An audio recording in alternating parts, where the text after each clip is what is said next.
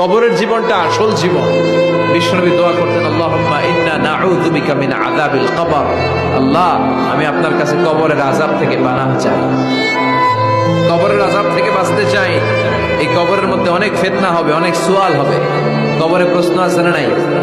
কথা বলেন। প্রথম প্রশ্ন জিজ্ঞেস করা হবে, মার রব্বুক, তোমার রব কে? বলেন, আমাদের রব কে? ওমা দীনুক, তোমার ধর্ম কি? বিষ্ণুবীর চেহারা দেখিয়ে বলা হবে, তাআরিফু মান হাযা রাজুল, এই লোকটারে চিনো? আমরা কি বলবো? আমরা চিনি, উনি আমাদের প্রিয় রাসূল মুহাম্মদুর রাসূলুল্লাহ সাল্লাল্লাহু আলাইহি ওয়াসাল্লাম। এরপরে জিজ্ঞেস করা হবে, এগুলো কোত্থেকে শিখলা? আমরা বলবো কোরআন থেকে।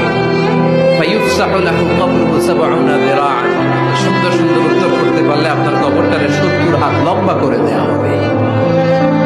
ইফতাহু লাহু বাবুন ইলাল জান্নাহ, জান্নাতের দিকে একটা দরজা লাগিয়ে